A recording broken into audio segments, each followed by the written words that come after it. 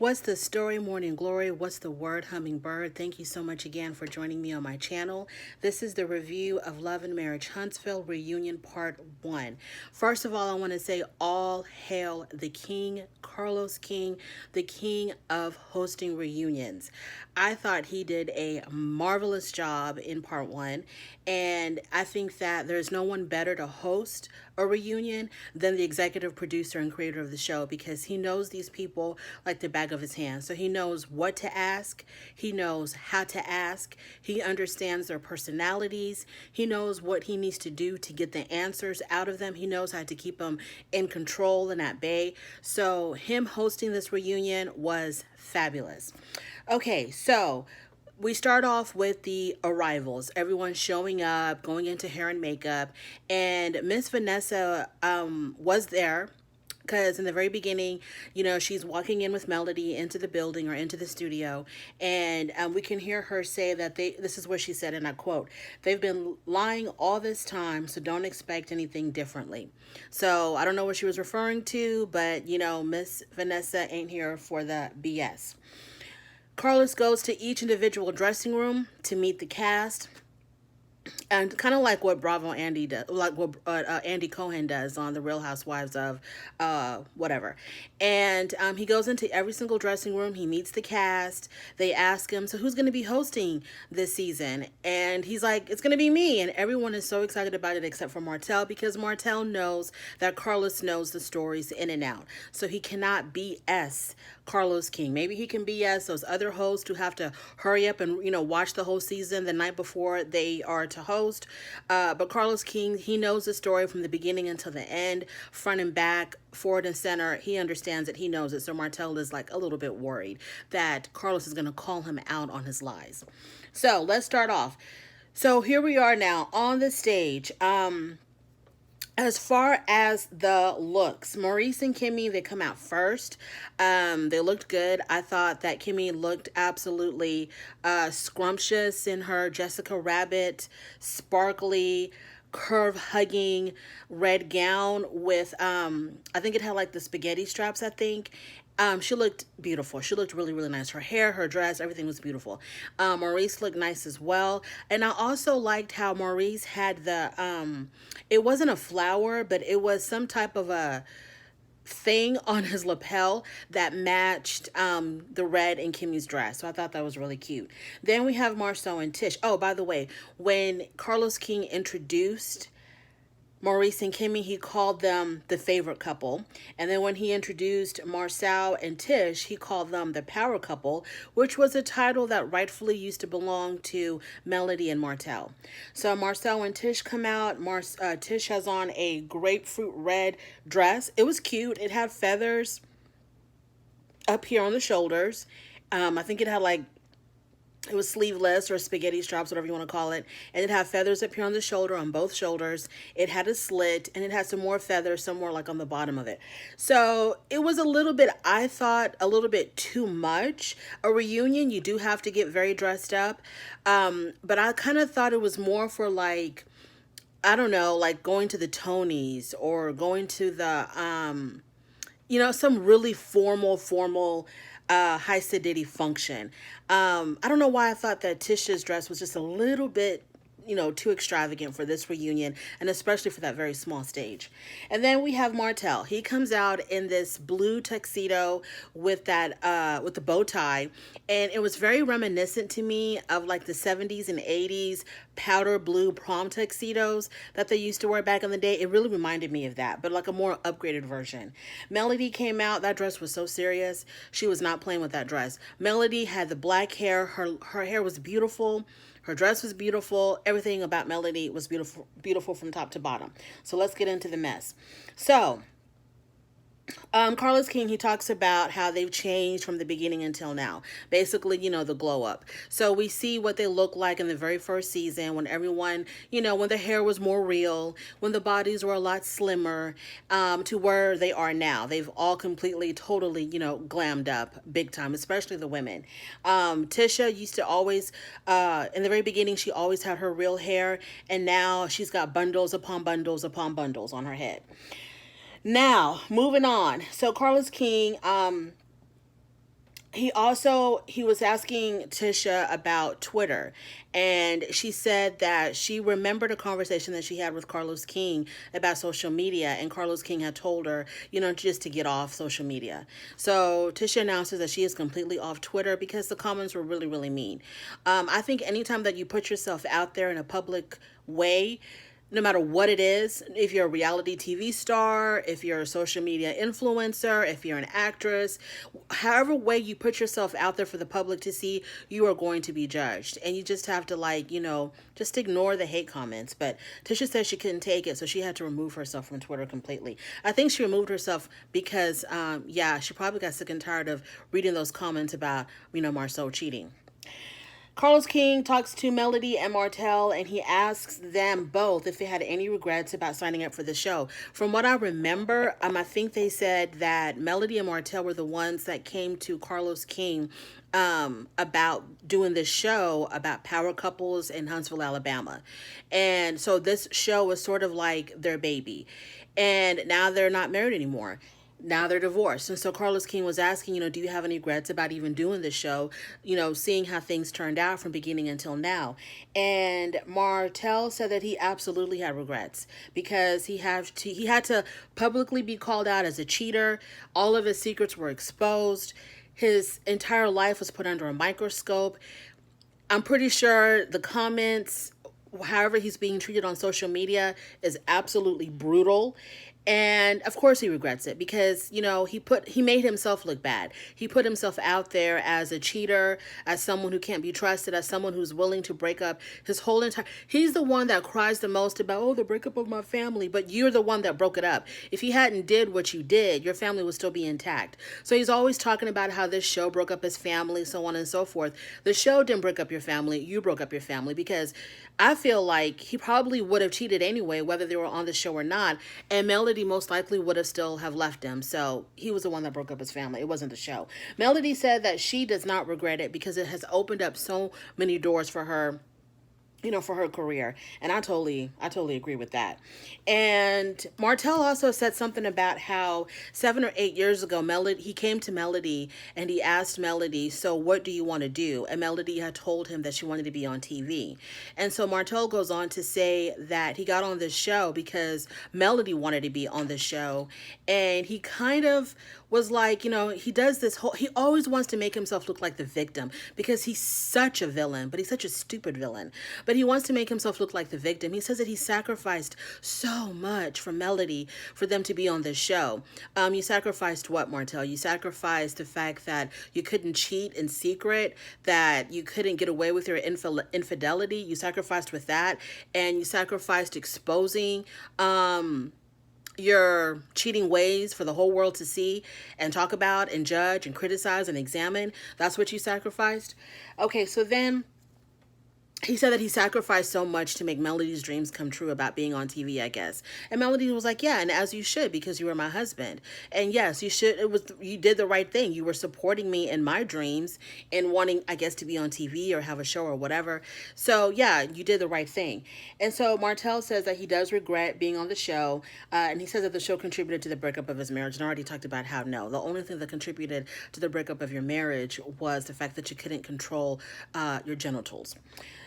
Then we have Carlos King. He's asking Martell, do you believe that you would still be married but for the show? Martell said yes. He thinks that if it wasn't for the show, he would still be married. So then I guess he believes that if it wasn't for the show, Melody wouldn't have had so many people convincing her to leave. That's what I think. That's my personal opinion of why he erroneously thinks that his marriage would still be intact but for the show. He probably thinks that, I would have been able to control my wife better. She wouldn't have so many people influencing her to leave me or to file for divorce.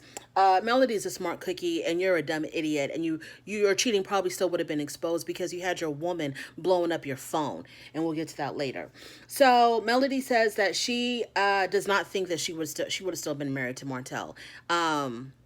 If they weren't on the show, she still would have filed for divorce because he's a stupid cheater. He's not, he's not smooth about it. He's not discreet about it. Your woman is blowing up your phone, in the evening while you're trying to have dinner with your family or cooking dinner with your family. And you're messy. She's messy. You would have been exposed regardless. So then, Martell then says that Mel was always reading the comments. She was always coming to me about the comments, the comments, the comments. And like he told her, don't worry about the comments, don't read the comments, whatever. Because I guess in the comments that they were like exposing things about her husband. And so she would go to him and be like, hey, they're saying ABCD about you. And of course he would hate his wife reading the comments because she was finding out the truth about his cheating ways. Um, in the beginning, Marcel hated the title. Okay, so now we're to Marcel. He didn't like the title of the show. Carlos King said that Marcel had emailed production, I guess before the show aired, and said that he absolutely hated the title of the show, Love and Marriage Huntsville. I thought Marcel was going to say that he hated the title because it sounded so similar to, Love and Marriage Hip Hop, which was like, trashy reality TV show where people are constantly fighting. And I thought he felt like it was too similar to that and it would give people the wrong impression of what they were about. But, the name had to stick and it is what it is. But I liked when Marceau said that even amongst their own mess, because they have gotten a little bit more salacious as the years went on, and they fight. It's a messy reality TV show. So Marceau said that even among all of this mess, you can still see that we're taking care of business. You have Maurice, who started off on the show a law school student. Now he's graduated with a law degree and he passed the bar. He's an attorney. You have Melody, who discovered, a whole new career. She multiplied her businesses. She started doing singing and some acting.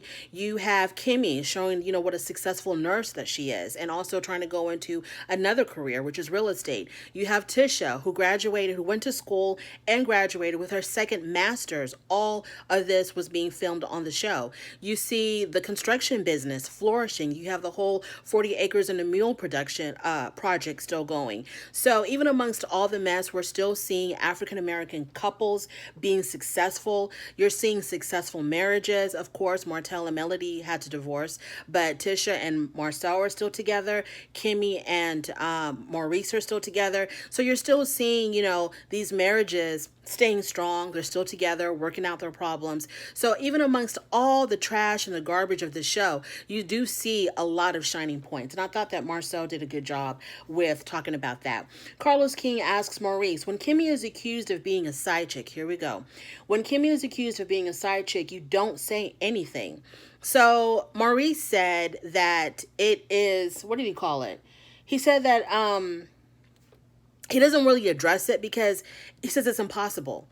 And Carlos King says it's impossible that it's impossible for, what did he say? He said something, and Maurice said no, it was physically impossible for her to be a side chick.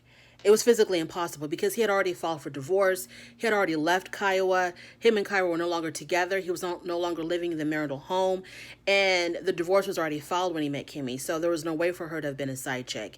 So then they go into this, okay, y'all, the whole Maurice, Kimmy, Kiowa situation. I feel like if we're going to talk about whether or not Kimmy was a side chick, we need to have Kiowa in the conversation, because you have Maurice and Kimmy's side, and then you're going to have Kiowa's side. So for us to get the full story, we need all three of them to talk about it. And then we, the viewer, the listener, whatever, we will determine whether or not, she was the actual side chick. Because every time that Kimmy and Maurice try to explain this timeline, when they met, when they knew each other, was she a side chick? Wasn't she a side? It's so confusing to me. Okay, and it gets even more confusing the more they talk about it, the more it's brought up. For me, the more confusing it is. So Maurice said something about how him and Kiowa had signed some type of an affidavit. I don't know what type of affidavit it was. And whatever this affidavit was, there was like this 6-month time frame. I don't know, 6 months time frame before you can file for divorce, or 6 months for y'all to reconcile before y'all are considered legally separated, or what? I didn't understand. So he was trying to say that Kiowa's issue was not that, no, not even him. I think it was Kimmy that said this. Kiowa's issue wasn't even that Kimmy was a side chick. Kiowa's issue was that Kimmy interfered with their marriage. But it's not a side chick? I don't, if you want to talk about the legality of it, if you want to be real technical with it, that if they were legally still married and Maurice is with another woman, technically she is the side chick. But if you want to talk about just, in real life terms and everyday terms, they were separated. In their minds, their marriage was over, him and Kiowa.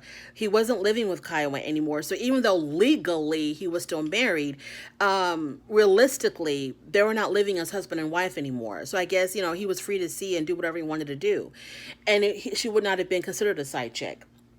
Martell said, Martell then, he wants to intervene. And Martell said that Marcel told him that Kimmy was the side chick. And Marcel was like, but I told you that, like, I was just joking. I wasn't serious about it because it is like unfathomable for Kimmy to be a side chick. That's not who she is. That's not what she's about. So when he said it, he was kind of he was being jokey. Yeah, Kimmy was Maurice's little side chick. But he wasn't being serious about it. But Martell is going to take that joke and he's going to run with it because he wants to make other people look,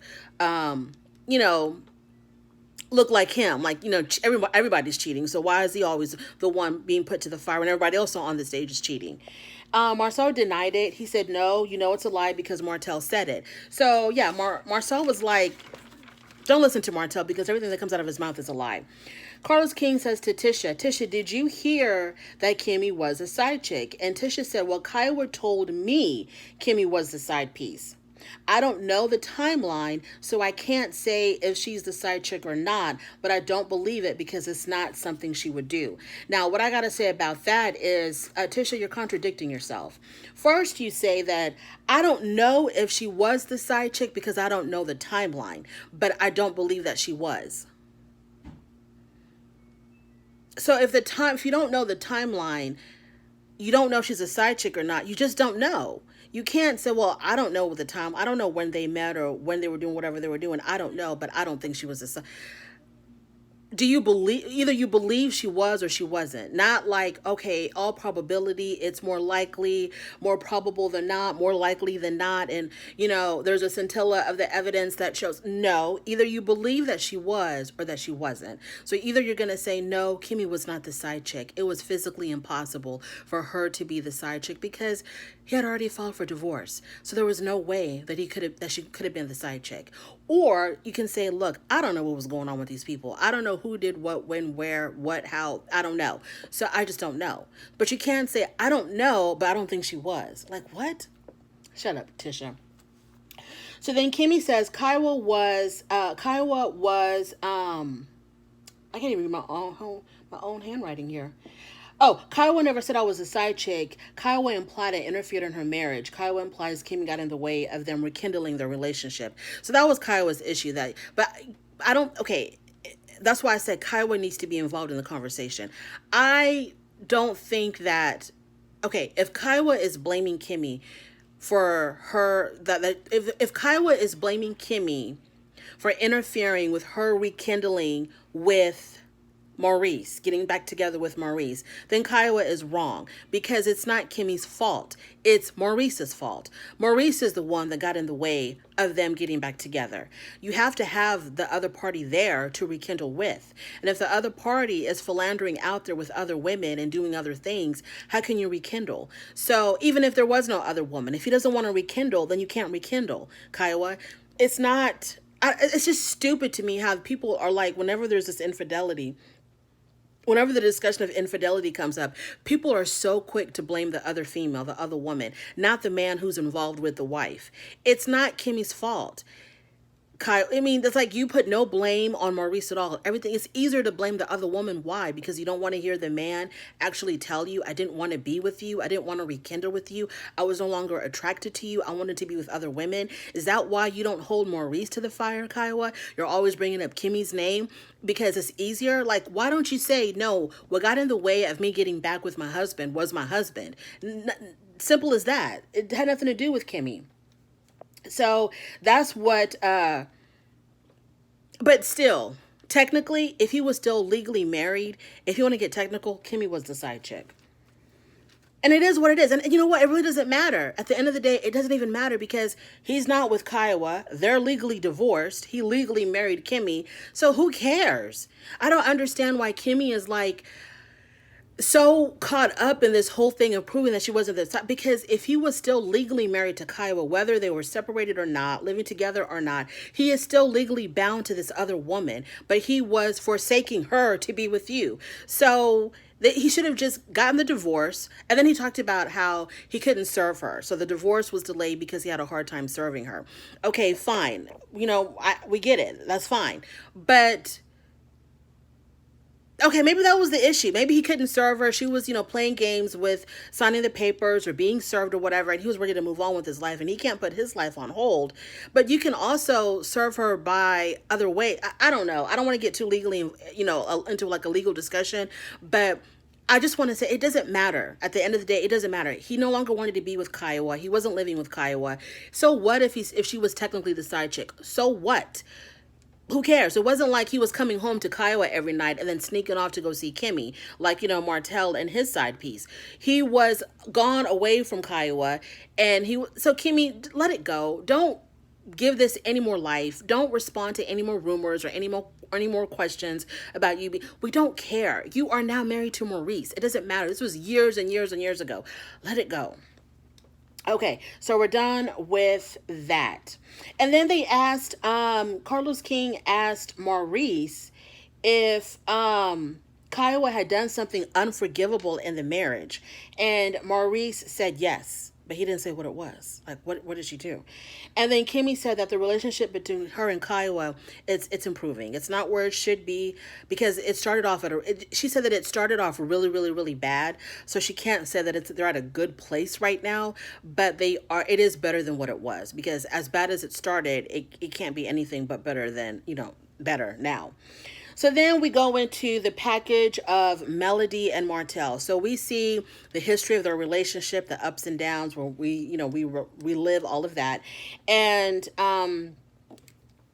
Melody says that it's difficult to watch Martell contradict himself, because so many times when they were showing us the flashbacks, so many times Martell had said that he wasn't cheating when he actually was in the middle of his affair, like deep, deep in his affair. He was talking about, on camera, saying that he wasn't cheating, he wasn't being unfaithful. So when Martell sees that, when he saw that, the replay, he looked at that and he was like, in his mind, he probably was like, yeah, I was kind of a dog. So then he tries to clean it up by saying that, hey, I'm not a cheater at heart.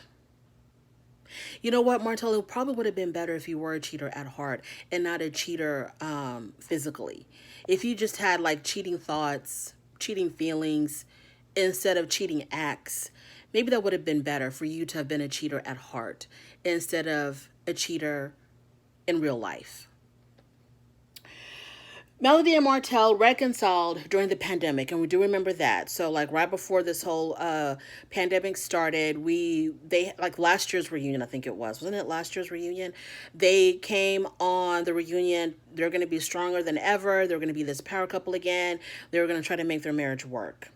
And then the pandemic hit, and everybody was quarantined. And so it was during that quarantine, I guess, when homegirl over there, the side piece over there, she didn't want to be quarantined all alone, and she was really missing her man Martell, and, jealous of the fact that Martell was, quarantining with his family, because that was when she started blowing up the phone. Up until this point, Melody says she had no idea that this was going on. I think that's what she said. She says that they reconciled during the pandemic, and while they were being quarantined, Martell would leave the house a lot. And so Carlos King was like, okay, everybody was under quarantine. We have this, mysterious virus going around. People were dropping dead everywhere. And you are actually going out, putting yourself at risk, putting your family at risk.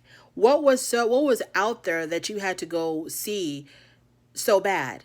And he said, oh, I was going to the gym. And Carlos King said, but no gyms were open. So what else was open?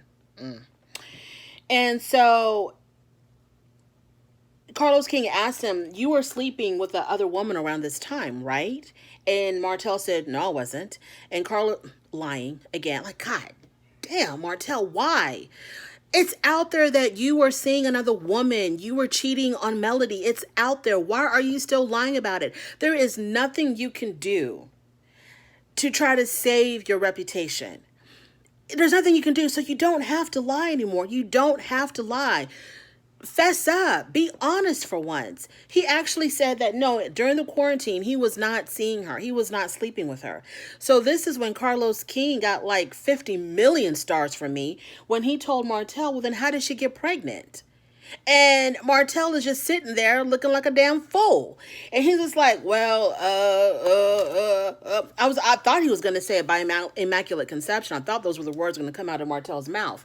And then Carlos says, well, when's your son's birthday? And Martell's like, I'd rather not say. And so Mel recounts how she found out about the cheating, and that's when she talks to us about the phone.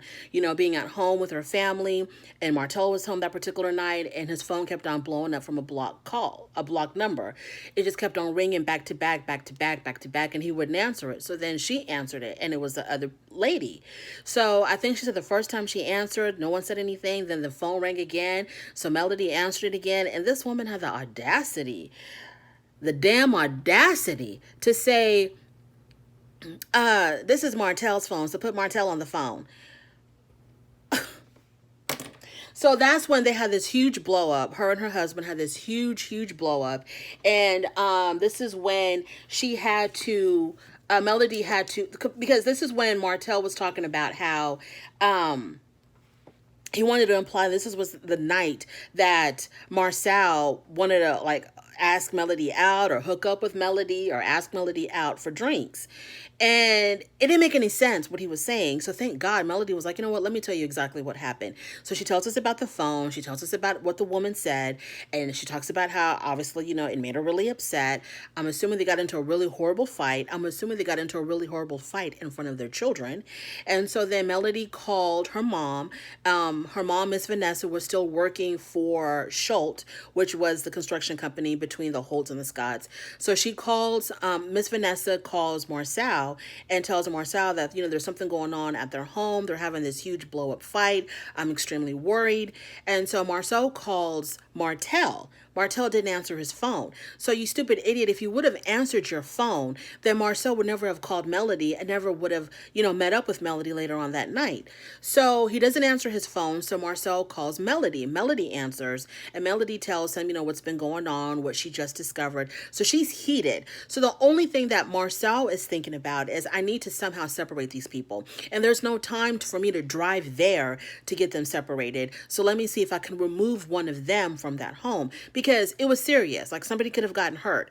So he tells Melody to meet him, or no, Melody was already at the Chick-fil-A, I think. So Melody was already at the Chick-fil-A. I think she had already left the house. And so Marcel meets Melody at the Chick-fil-A. They have Martell on the phone, you know, while she's there with Marcel. And so he's trying to like diffuse the situation. So this is what Martell is using to say that, you know, to imply that Marcel was trying to, you know, hit on Melody or trying to have something started with Melody. And so Martell kept on talking about, yeah, you wanted to go out for drinks with them. You want to go out for, y'all went out for drinks. And Marcel was like, no. That's not, we never went out for drinks. Why do you keep on bringing up drinks? And Melody said that this is how it happened. When she met up with Marcel at Chick-fil-A, she was really upset. And I guess to calm her down, Marcel said, do you want to go for drinks? But it never happened. They never went out for drinks. Okay, this is my opinion of that whole incident. Martell and Marcel know each other very well. I believe that, I'm going to choose my words carefully. I don't believe, because I don't know. I think it could have been possible that Marcel was going to take advantage of this situation because Melody was in a very vulnerable state. Because I do think that even as close as all these people are with each other and how they're all really good friends, I still feel a little bit uneasy about Marcel meeting up with Melody. I think that it could be possible that Melody thought that if she met up with Marcel, it might make Martell jealous because she's in a really heated, emotional state of mind and probably just wants to get back at this man for hurting her and disrespecting her home, disrespecting her children by just calling up her husband's phone, talking about put Martell on the phone. So maybe she thought, well, if I go out to meet with Marcel because he's just trying to, calm me down, maybe Martell would get jealous. And he did get jealous. And Martell did react because he implied that there was something going on between Melody and Marcel. So she got the reaction that she wanted, allegedly, I think, in my opinion. And I think that Marcel probably thought, well, maybe this can go a little bit further. I don't think that Marcel would have been opposed to the idea if one thing led to another between him and Melody. I feel bad. I feel real icky saying this, but I kind of think that. I kind of sort of do believe that. That Marcel was probably taking it, because when you're in that type of when you're going through something like that, it's kind of normal that maybe one of your girlfriends would meet up with you. If you just had to leave. I don't know why Miss Vanessa didn't meet up with her daughter. I don't know where the hell Miss Vanessa was. It just seems like it's sort of, because I can't imagine if I was going through something like that with my husband that I'm going to call our male friend. Like, I don't know. Maybe Marcel had to show up because he was going to go to their home, and he might have to hold Martell back. If Martell got out of line, maybe that's why he was the one that was chosen to show up instead of her calling one of her girlfriends, or it being Kimmy or Tisha or whoever else, like a female friend of hers, to try to meet up with her. But I thought it was just a little bit fishy. And I think that Martell might have been a little tiny bit justified in feeling some kind of way with, his homeboy meeting up with his wife, during this really vulnerable time. Now, Marcel said, well, the reason why you think that is because you don't have any real friends. So you don't know how real friends are with one another. That's why you think there was something going on between me and Melody. Now, the question I also have is, did Tisha know? Because Tisha was kind of silent during this scene. Did she know? Did Marcel tell his wife, hey, I'm going to go meet up with Melody at Chick-fil-A because she's having problems with her husband? That's what I want to know. Okay, so we got through that. So Melody said that it's really sad that Martell would take Marcel just being a friend and turn it into something really, really dirty and sordid. Like, they were trying to hook up with each other. Marcel did offer to go for drinks, but it never happened. Okay, the friends thing. Okay. So Martell allegedly had left the marriage, or he was not happy in his marriage because, Melody wouldn't perform certain acts. If you know, you know. And it really burned him that he had heard when they were going through their separation or whatever that no, he didn't hear. Melody told him. According to Martell, Melody told him. And I'm pretty sure she did tell him, just to kind of like really hurt his feelings. She said to according to Martell, Melody said that, whatever act she didn't perform on him, she certainly performed it on another man. And this happened while she was still married to Martell, but they were separated. They were going through their stuff. So I think that's what really burned Martell, is the fact that he wanted her to do this particular act on him, but then he finds out that she did this particular act on another man. And so Melody interrupted him and said, well, you got it confused and you got it all twisted up. I never did that to anyone. That particular person that you're referring to, he did that act on me. He did that to me. And so Martell kept on saying, no. You told me. I recorded it. You told me that you did it to him. And then Melody was just kind of flippant about it. She was just like, well, if I told you that and if that happened, I don't remember. But I do remember what he did to me. And then Carlos King was like, well, Melody, how could you not remember something like that? I mean, are you doing it that often that you forget who you be doing it with and what you got going on and what you putting in your mouth? And Melody was just kind of like, well, look, if it happened, I'm not going to lie. If it happened, I don't remember doing that. Okay, I just don't remember. And that's where we have to leave that at that. Okay. And this is the part where I also have to give Carlos King, many stars. I love this question. When Carlos King said to Martell, okay, so here we are, we were in quarantine and, a pandemic is raging through the world. And you're going out there seeing this woman, this particular woman, over and over and over again. So he says, before I get to that, Carlos King said to, they asked Melody, did you think that, Melody said she didn't remember, Martell has it on tape. Okay, Melody said the reason why she stayed with Martell, because she says everybody was telling her to leave Martell.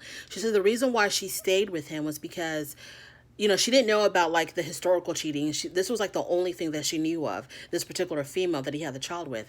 So she said that she stayed with him because she was giving him a chance to get himself together, you know, to clean up his act. So she was giving him a chance. She did all the, Melody did all that she could to make this marriage work. So for Martell to act like, you know, he deserves another chance and we need to get back together for the kids, it's just, it's over and done, because Melody did all of that. She gave you chance after chance. She stayed when the whole world called her a fool for going back to you, when she put her reputation at risk, when she was showing her children probably not the best example of what a woman should do in this type of situation. She went back to you. She gave you another chance and you still messed it up. So Martell, don't you ever again talk about reconciling, getting back together for the kids, getting back together for each other, getting back together for love. Don't you ever talk about this woman ever, you know, getting back with her or her coming back to you, or y'all reconciling in any shape, way, or form, because she did that and you still messed it up. So she cannot trust you anymore. She can't, the trust is gone. It's dead. It's chopped up, sliced and diced, gone, evaporated, blown away in the wind. There is no more trust on you at all, Martell. No matter if Jesus himself came and told Melody, go back to Martell, he will never do this to you again, she still can't believe it, because you have proven yourself to be completely 1,000% untrustworthy.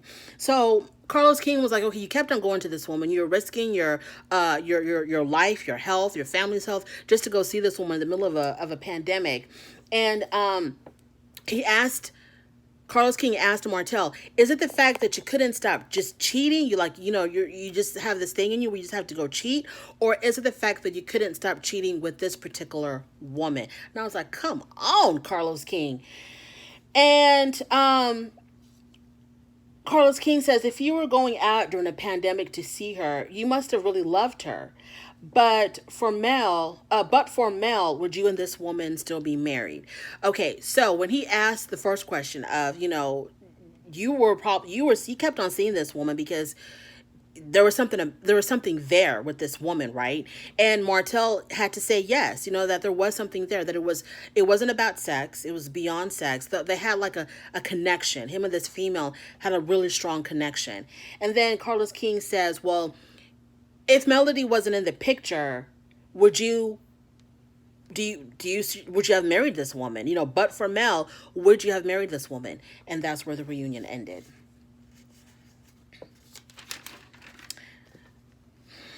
And so we'll see, you know, what the answer is, hopefully at part 2. This reunion was so good. Carlos King was fantastic. I mean, bow down to the king. He was good. He was good. He was he asked all the right questions. Do you hear me? So anyways, thank you so much for joining me. I don't think I have anything else to add. Oh, oh, Lewis and Tiffany are going to be joining us, and I cannot wait to see them. Anyways, thank you so much for joining me. If you like this review, go ahead and give me a thumbs up. Don't forget to hit the subscribe button, notification bell, so you'll be notified every time that I upload another video. And please, please join me again on my next video. Thank you so much.